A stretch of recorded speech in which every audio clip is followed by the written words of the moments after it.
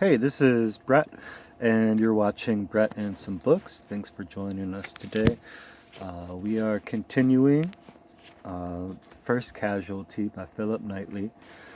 This is Chapter 11, The Struggle for Mother Russia, 1941 to 1945. Also, please like and subscribe. It helps me out a lot. Look carefully at these dead Tartars, these dead Russians.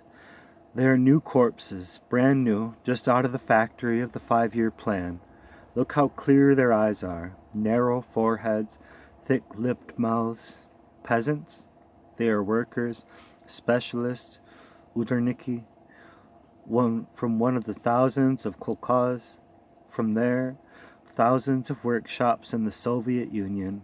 Look carefully at their foreheads, narrow, hard, obstinate. They are all like that, all mass-produced. It's a new race, a hard race. Curzio Malaparte, correspondent of Corriere della Sera, with the German army on the Eastern Front, July 1941. The war between Germany and the Soviet Union began on June 22, 1941, with the clash of two of the greatest armies the world had ever seen. This was the decisive battlefront in the Second World War, and if ever a campaign deserved the fullest possible coverage from the best war correspondents, surely this was it. Yet the Eastern Front remained throughout the most poorly reported part of the Second World War. 50 of the most famous names in newspaper and radio were in Russia at one time or another. Yet the story of those incredible early days when the German army stormed across the border was not fully reported until after the war, and events like the Battle of Moscow, the siege until after the war,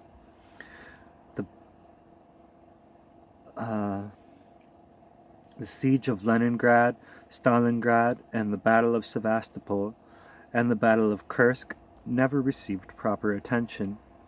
Other major stories, from 800,000 Russians who fought for the Germans to the Katyn Forest massacre, either were not written at all or were written as virtual propaganda handouts. As a result, the reader in the West remained largely ignorant of what was going on in the Soviet Union. The Russians themselves knew not much more, and some of the best reporting came from the Axis side. The start of the war on the Eastern Front caught Western war correspondents unprepared, despite the fact that everyone knew that the two greatest powers of continental Europe were about to come to grips. Newspapers in the United States and Britain had carried reports day after day that Germany was about to attack the Soviet Union, yet June 22nd found only 7 Western correspondents in Russia. 2 of them, Erskine Caldwell and his wife, the photographer Margaret Burke White, were there doing a feature for Life about the countryside. The Times of London and the New York Times had no one in Russia at all. The other correspondents, Henry Shapiro of United Press, Henry Cassidy of Associated Press, Maurice Lavelle of Reuters, Jean Champenois of Havas, and A.T. Chollerton of the Daily Telegraph, had no idea war was about to break out. Cassidy was actually away on a holiday. And so the first news came from Germany. Their correspondents had been on the alert since Saturday, June 14th, when all telephone communications out of Brilliant suddenly been cut. This, plus the fact that they had been forbidden to write on Russo-German relations on penalty of expulsion, made it obvious to most correspondents that war was imminent. The announcement came from von Ribbentrop himself at a press conference in German Foreign Office at 6 a.m. on Sunday, June 22nd. Correspondents were allowed to send their stories immediately. The news broadcast was on shortwave radio by Radio Berlin, and the hour, picked up in London and New York, and printed that day. The Germans maintained their early lead. A PK reporter, Karl-Heinz Seiss, flew over the battlefront in a Luftwaffe plane during the early hours, and the Frankfurter Zeitung carried his story on Monday, June 23rd, the first account of the fighting. Quote, "The attack against the enemy begins. There is a target just below, a marvelous sight to see. There are many large hangars, and at the edge of the airstrip, lined up as if on parade, there is a mass of Soviet-Russian fighter planes. The bombs from our plane fell accurately and with excellent results. Right on the nose. The enemy craft on the ground burst into flames, and the fires sprang up from one to the other." End quote. On the Soviet side, all was confusion. Bombs showered on Kiev, Sebastopol, Kaunas, and other cities near the rear of the fighting. Border posts were overwhelmed. Brest-Litovsk and other frontier towns were shelled. In those first days, 2,000 planes, the greater part of the Russian Air Force, were destroyed. The Russians lost thousands of tanks, 500,000 men were killed, and perhaps as many as 1 million taken prisoner. The basic trouble, as the official war history later revealed, was that the Russians had made the mistake of believing their own propaganda. Any fascist or imperialist state that attacked the Soviet Union would collapse at the very first shots, because its workers would rebel against their government. But as 2 million Germans, supported by thousands of tanks and planes, pushed into the Soviet Union, no Russian knew at first how serious the situation was. The first communique, published at 10 p.m. on June 22nd, showed that even the Soviet leaders had no idea what was happening. Quote, "In the course of the day, regular German troops fought our frontier troops and achieved minor successes in a number of sectors." End quote. The confusion grew. The next day, the Red Army announced the fall of Brest-Litovsk. It did not fall, in fact, until a month later, on July 24th. Then, on July 3rd, Stalin broadcast a warning to his comrades, citizens, brothers and sisters, fighters of our army and navy, of the serious threat of Mother Russia, and announced the scorched earth policy that appalled the world, yet captured its admiration. But he did not explain what had happened. It was not until 1967, on the 50th anniversary of the revolution, that a Soviet film, If Your Home is Dear to You, shocked Russian audiences what had gone wrong in the first terrible weeks of the war. It is clear the Soviet leaders decided early on that the Russians should be told nothing about the war that might damage morale. The danger could not be minimized, but, if presented the right way, it could arouse the patriotic fervor necessary for eventual victory. Therefore, only official news would be tolerated. All private radios had to be handed to the militia, and loudspeakers giving the Moscow program became, for most Russians, their main source of information. Apart from news filtering back from the front by word of mouth, the official communiques, broadcast regularly, never mentioned the real number of Russian casualties, avoided major disasters, gave only the vaguest indications of where the fighting was actually taking place. But since the communiques were compiled by non-literary figures of limited creative ability, and with the strong bureaucratic tendencies, the same phrases began to recur, and it did not take the Soviet citizen long to work out the nuances of the communiques. In the phrase, "fighting the Smolensk direction," or the Minsk direction, the key word was direction, and meant that Smolensk or Minsk had already been lost. Heavy defensive battles against superior enemy forces was the worst possible news, and meant that Russians were in full retreat. A complex situation was one of most gravity.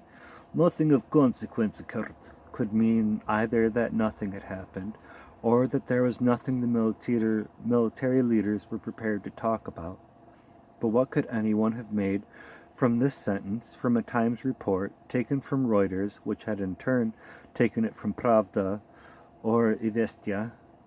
Particularly fierce fighting has developed in the areas D and B where the situation remains grave. There was no way of checking the figures of losses. It emerged much later that these had been wildly inflated, as the following example indicates. In the Times on August 23, 1941, the Russian High Command claimed that in the first 2 months of the war, Germans had lost 2 million men killed, wounded, or taken prisoner. This was actually the strength of the whole German army on the Eastern Front, and that 8,000 tanks had been destroyed, more than double the number of tanks that the entire German army had in Russia. As the war progressed, the Soviet Union knew very well what was happening on all fronts, but it gave out its version to people anything from 5 days to 5 years later. It could be argued that that kept information from the enemy and did the people at home no harm. On the other hand, in a struggle for existence, if the people actually doing the fighting have not the right to know how the war is really going, who has? Apart from communiques, there were Russian newspapers with their country in danger propaganda, their outcry against cowardice, their appeals to patriotism, their astronomical figures of German losses, and their scanty war reports. These reports were written not by regular journalists who had turned to war reporting, but more often by well-known writers who gave somewhat unreal literary style to the news. The best of these known was Ilya Ehrenberg, who wrote for Red Star, and whose bitterly anti-German articles were often reprinted in the West. Others included Vasily Grossman of the Red Star, Alexei Surkov, a poet, Konstantin Simonov, Mikhail Sholikov, and Boris Milkalov. Their stories make curious reading for the Western eyes and might more properly be termed propaganda essays than reports. Ehrenberg, for example, writing in 1942 on the anniversary of the revolution, began his article, "We did not create our life easily, but this rough, unpolished life of our own way is our own way of life." It reminded of the rough draft of an astounding poem, all blotted and scratched. When we were building nurseries, evil news came to us from the West. There they were building bombers which would kill hundreds of children in one night.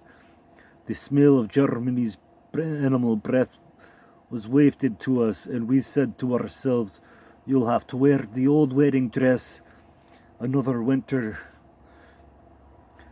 These Russian war correspondents were not meant to report battles, although, as shall be seen, one of them was present throughout the siege of Stalingrad, or to build up individual war personalities. The first stricture was because Russians felt the official communique gave sufficient news of the fighting.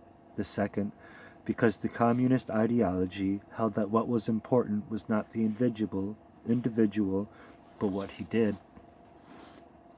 Henry Cassidy, on his way back to Moscow from a Black Sea holiday resort, where he had been at the outbreak of the war, had seen the gigantic machinery of the Soviet Union's mobilization scheme grind into action. His report, "Ivan Goes Calmly to War," escaped the censor's attention and was the first wartime descriptive article sent from Moscow. This article, and the fact that it was becoming clear that the Russians were not going to be beaten in 10 days, as had been predicted in the West, stimulated the new sense of editors around the world, and late in June and early in July, their best men were sent hurrying to Russia. The United States group was soon to include the correspondents as C.L. Sulzberger, A.T. Steele, Wallace Carroll, and Alice Leon Motes. Later, Edgar Snow, Leyland Stowe, Walter Kerr, and Henry Lesueur arrived. From Britain, there were Philip Jordan, Kerr, Larry Vernon Bartlett, Charlotte Haldane, Ralph Parker, Alexander Worth, and later Paul Holt. Eventually, there was also 3 Australians, Eric McLaughlin, Jeff Blunden, and James Aldridge, of Time magazine, later to be relieved by Dick Lauder. The newcomers arrived in Moscow by turnabout plane and ship routes, firmly believing that they were heading for the front. Instead, they found that the Russians had quickly created a system especially for them, a system so diabolical that to this day old war correspondents shudder when they recall it. To understand why the Russians behaved the way they did, it must be remembered that in 1918 to 1919, Britain and the United States, along with nearly every other major power in the world at that time, had done their best to struggle the Russian communist state at birth. Then, the move in Britain at the time of the Russo-Finnish conflict to switch the war away from Germany to Russia had not gone unnoticed in Moscow, nor had the banning in January 1941 of the British communist paper The Daily Worker. Moreover, the Russians were suspicious that the Western war correspondents might be intelligence agents, a suspicion that was not without justification. The Western war correspondents were placed under the care of Solomon Abramovich Lvovsky, Vice Commissar of Foreign Affairs and full official spokesman of the Soviet Information Bureau. A suave man of 63, Lvovsky had begun life selling matches and lemons in the street and had risen to become a teacher of social philosophy. Later, he went into exile in Paris, where he met Lenin, and afterwards he took part in the 1917 revolution. Eventually, he emerged as secretary of the Railway Workers' Union.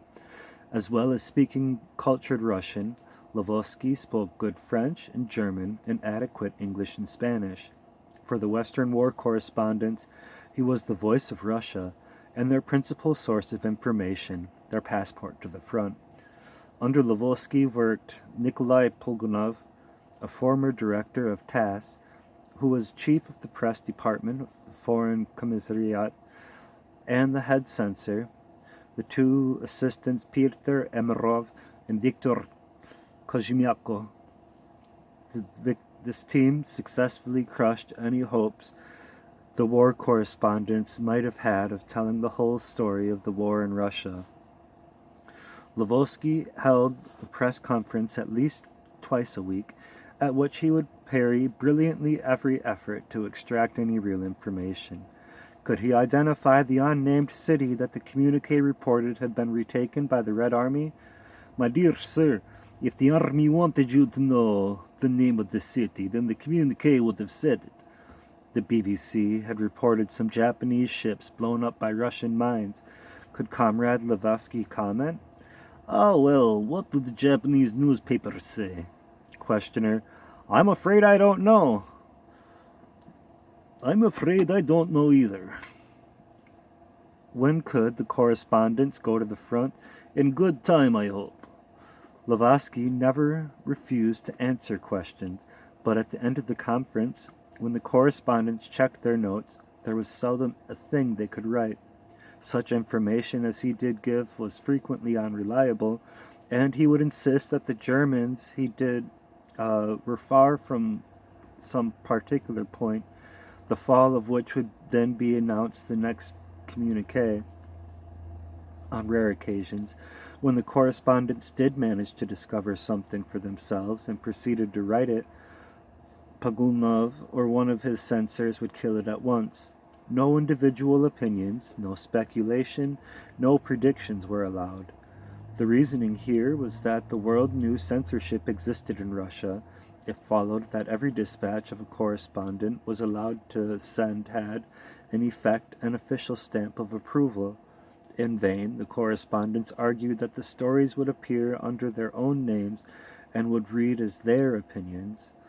No, Lvovsky said. If it had been passed by the Soviet Union, the opinion must also be that of the Soviet Union. The only positive point about this was that the censor's blue pencil also fell on what the censor knew to be incorrect. This enabled the correspondent to get some slight idea of what was going on at the front by including the latest rumors in his dispatch. If the censor passed it, then the rumors were true.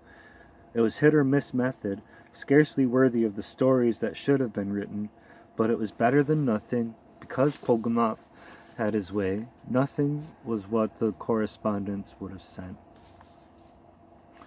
All photography was banned, to the horror of Margaret Burke-White. The biggest country enters the biggest war in the world, and I was the only photographer on the spot. But with cajolery and the help of Harry Hopkins, Roosevelt's personal envoy to Stalin, Ms. Burke-White managed to get out photographs of Moscow under a night bombing attack. Cassidy of the and even a portrait of Stalin himself. Descriptive stories, such as one that Cassidy of the Associated Press wanted to send on how Moscow looked under camouflage. Lenin's red and black marble mausoleum in Red Square was decorated like a country cottage, were forbidden because they might have been of use to German bombers. Human interest stories bewildered the Russians, who became convinced that the American press was interested only in trivia. That there was some justification for this belief is illustrated by a story about Eddie Gilmore of the Associated Press. He sent from Moscow whatever he could learn about the progress of the war, but he never received more than a lukewarm response from his office, or any indication that it appreciated his difficulties, and he was on his same pay as when he had left New York a year earlier. Then, from Kuybyshev on the Volga River, he sent in some desperation a story the substance of which can be gauged from the theme. The Volga boatmen have never heard of the song of the Volga boatmen, the tune that made the Volga famous in the USA. The reaction from New York was an ecstatic cable. Your Volga boatman story, magnificent. Stop. Your salary raised. Stop. Regards. Congratulations. Quentin Reynolds of Collier's, fresh from reporting the Blitz in Russia, that ran to 2,500 words. The censor left only 400. People are not interested in what you eat and drink, Levosky said. Save such stories for after the war. Important things are happening. Write about the daily communique. The Russians were not impressed by reputations and were soon handing out this sort of treatment to some of the best-known correspondents in the world, relenting only when it suited them to do so. The visit to the Red Army on September 15, 1941, for example, this was an historic occasion, the first formal visit ever paid to the Red Army by foreign correspondents. It was done on the group-conducted tour system developed by the British during the First World War, the correspondents being accompanied by a war officer, a brigade commissar, and a censor.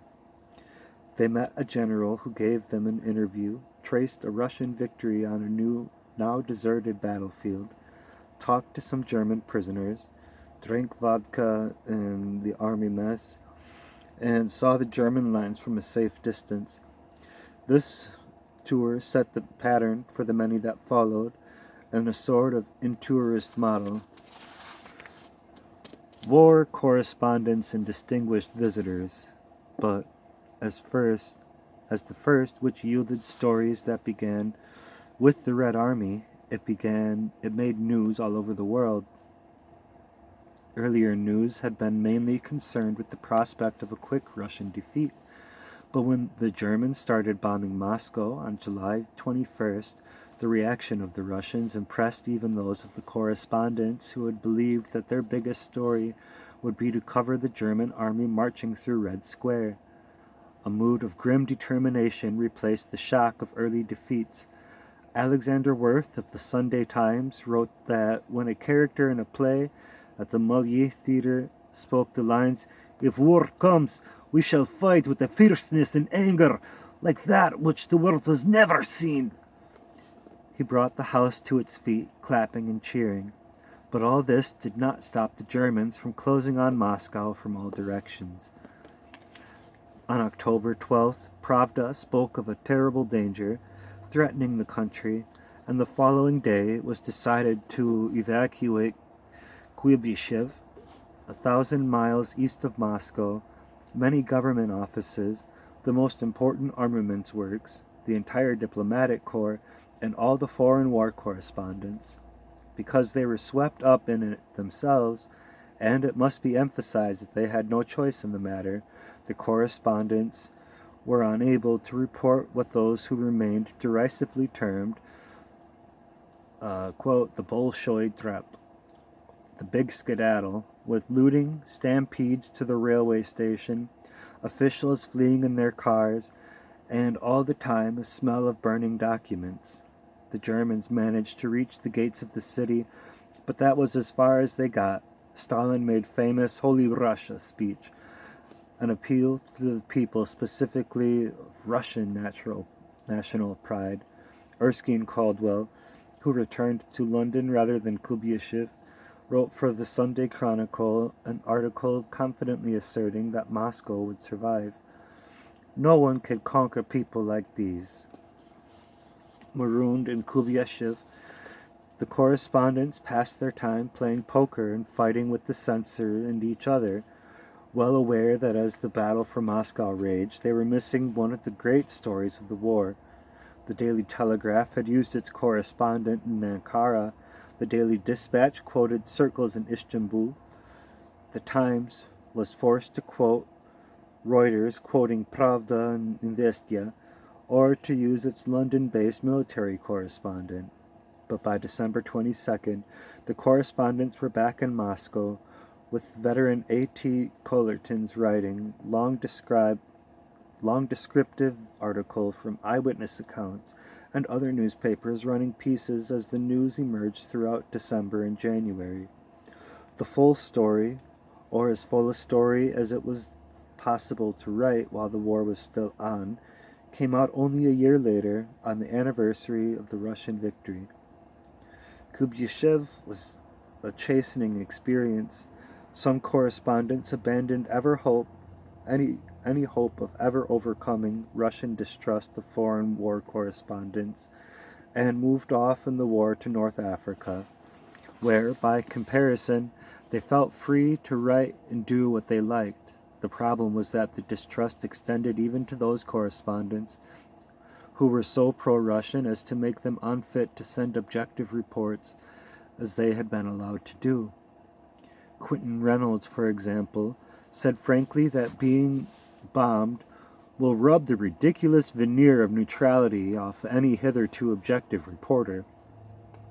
Reynolds had let the Soviet authorities know where his sympathies were by doing the English commentary for their propaganda film, A Day in the Life of Soviet Russia.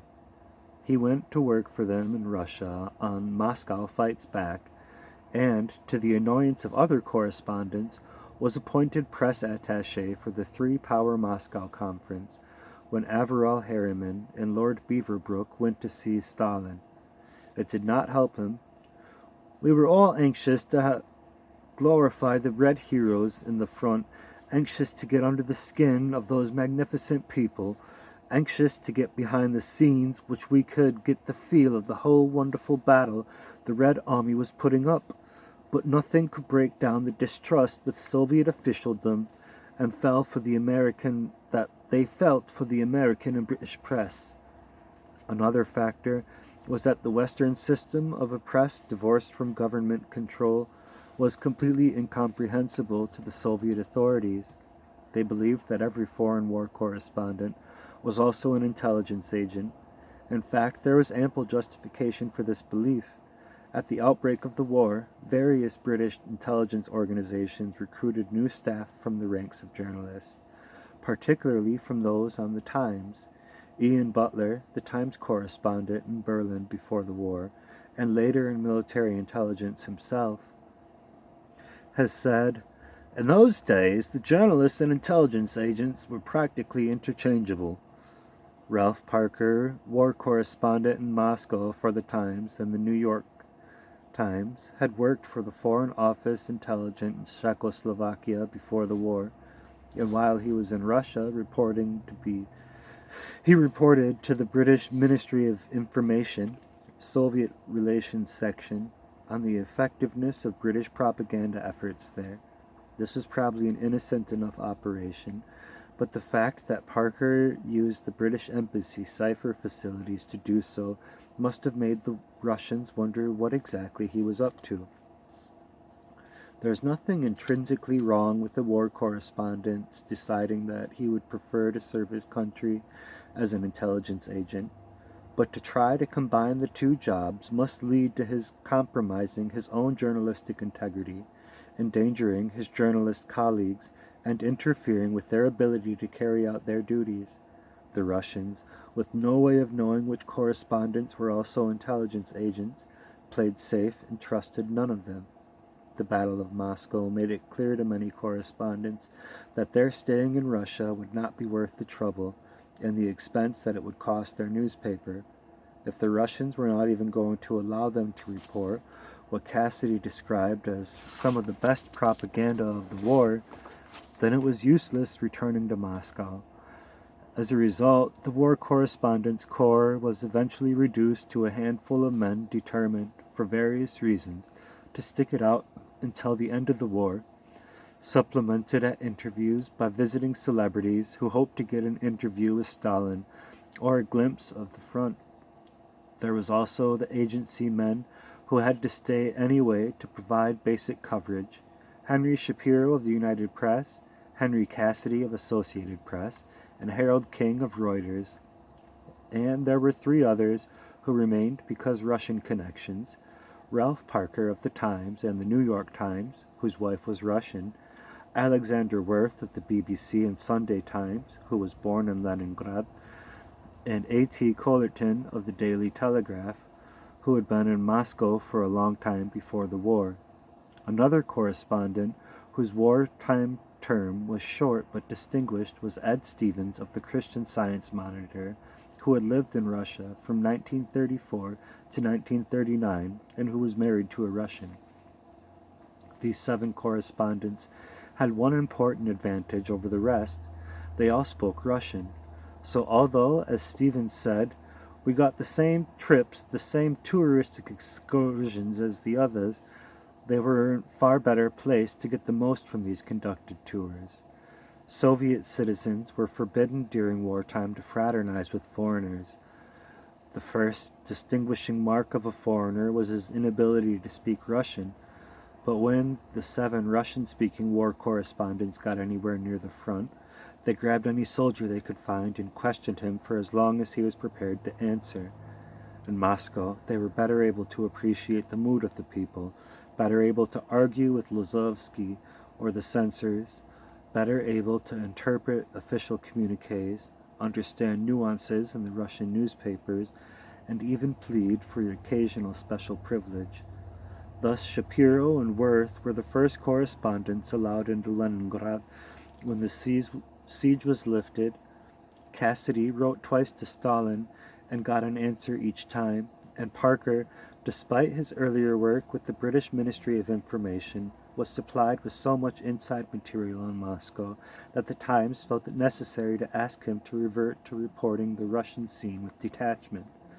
But none of them felt that they were reporting in other than a circumscribed manner, or were able, as Stevens said, to give all readers a vivid picture of Russia at war.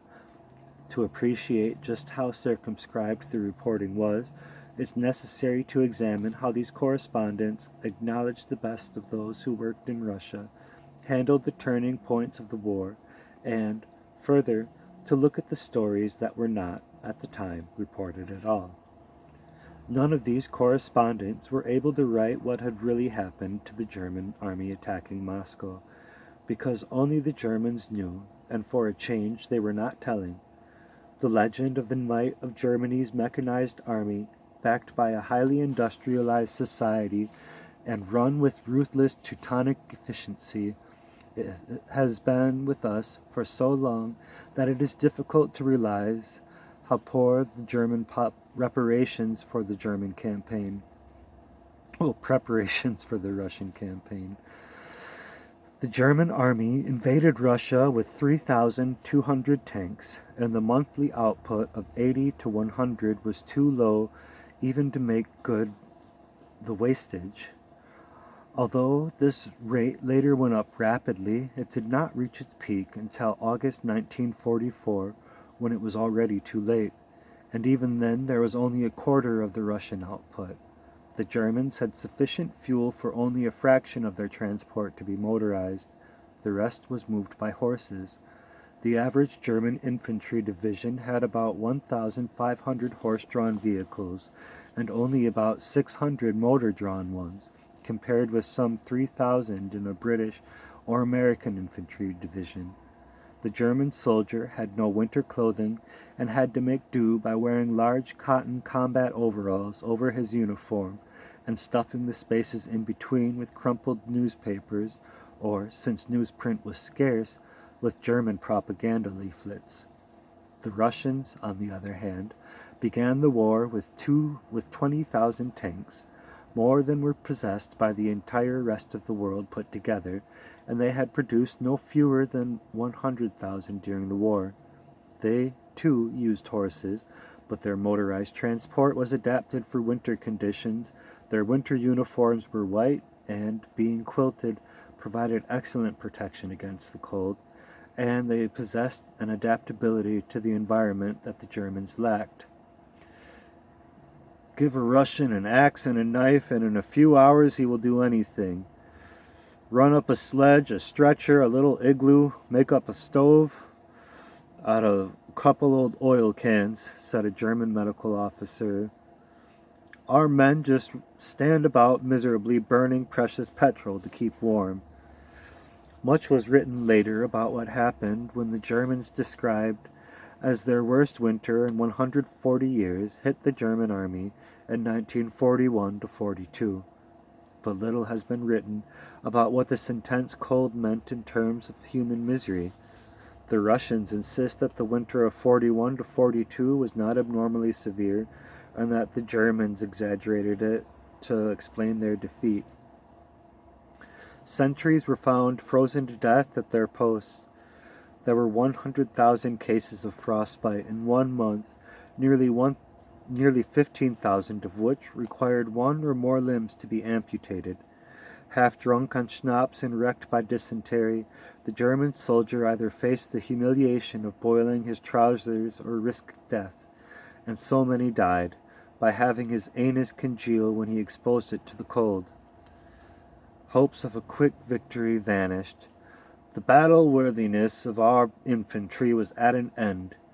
Despite a spate of rumors, the first weeks of fighting at the German armies were already in the sight of Moscow. German war correspondents were writing much more cautious articles. The Frankfurter Zeitung on July 6th said that the German soldier had, for the first time, met an opponent who fought back with the same weapons and who was not stunned by German tactics. Our enemy in the East acts as a completely different manner from the French or the German tactics of wedges and pincer movements. And a correspondent in the Volkischer Beobachter paid tribute to the Russian resistance.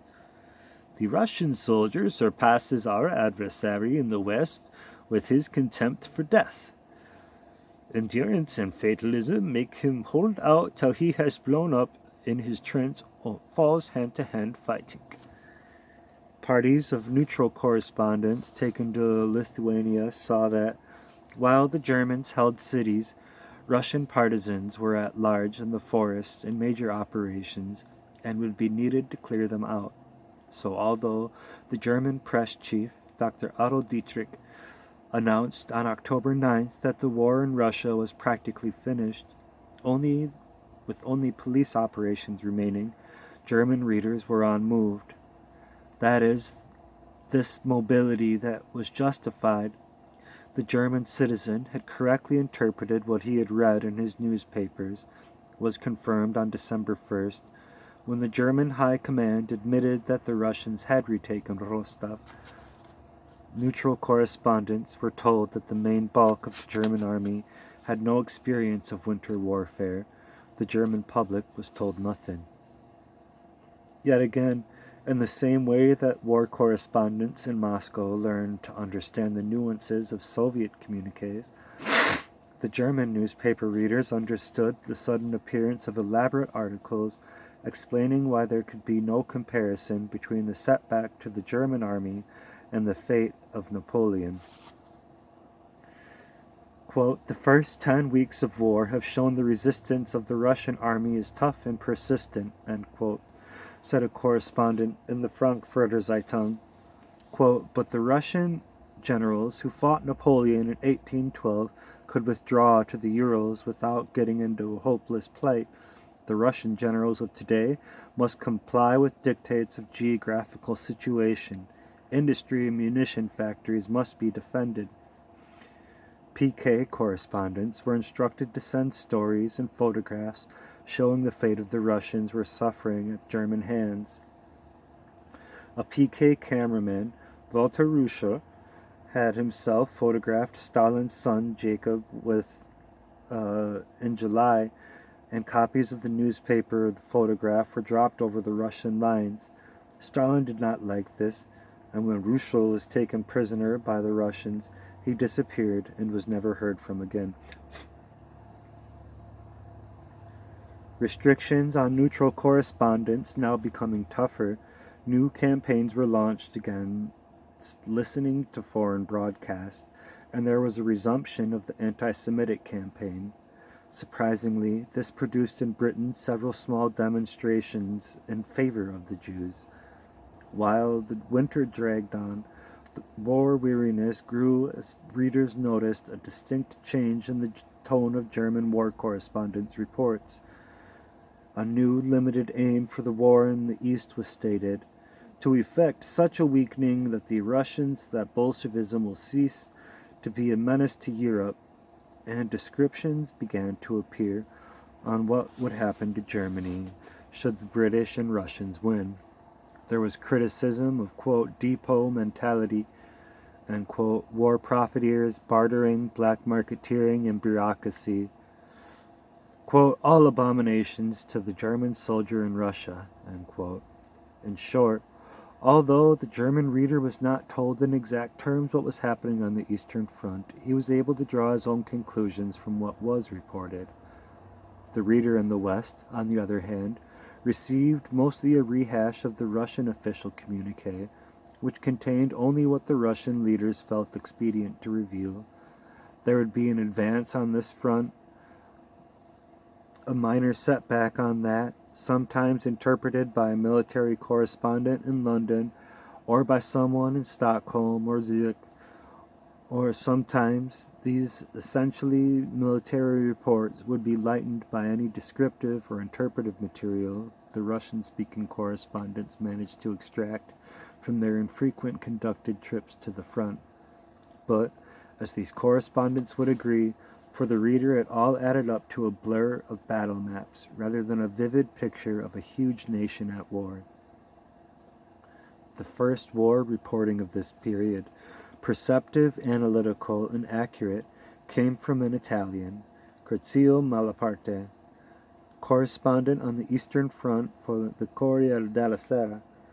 Malaparte's real name was Kurt Suckert. The son of a German master dyer of Prato, he fought in the First World War and was decorated by both Italy and France.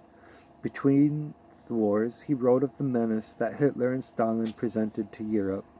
In 1933, he was arrested for anti-fascist activities and served 3 years, confined to the Lipari Islands off the coast of Sicily. He was in trouble with the Italian authorities again in 1940 for his anti-fascist writing. So that sounds like a pretty cool guy. I like the idea of him. Malaparte had covered the German occupation of Poland and had been disgusted by what he had seen in the Warsaw Ghetto. The dead lay in the hallways, corridors, and on the landings of the stairs or on the beds, crowded with pallid and silent people. Their beards were dirty with mud and sleet. They were hard and rigid as Chagall's dead Jews. Malaparte now began what was to be his first brief spell in Russia by telling his readers of the historical importance of the conflict. He argued that the world was witnessing a social confrontation between bourgeois powers and a working-class nation, in which the workers' ethic that the Russian leaders had tried to implant after the 1917 revolution would be decisive. Quote, "The Red Army is the quintessential expression of an industrially transformed nation and will be a tough opponent for the Germans. They are two expressions of the same industrial processes." End quote. He returned to these themes once again as he followed the German army eastwards. On July 7, 1941, quote, "From the way the Soviet soldier fights, it is clear that the mujik of 1941 fights like a modern industrial worker rather than a mujik of the major industrial creation of communism is not the collective farms, the giant workshops, or the heavy industry, but the Red Army." End quote. In another dispatch, Malaparte noted that the Mongol tank divisions maneuvered like Mongol cavalry. Quote, "Many young Mongols now work in Russian infantry. They have an extraordinary passion for machines. The former passion for horses has been replaced by Soviet Mongolia by an interest in motors, gears, and instruments." The Germans did not like this sort of writing and complained to the Italian authorities. In September, Malaparte was recalled to Milan, told that his dispatches were defeatist, and threatened with exile to the Lipari Islands again. But when his predictions of Russian resistance proved correct, his friends interceded on his behalf, and Corriere della Sera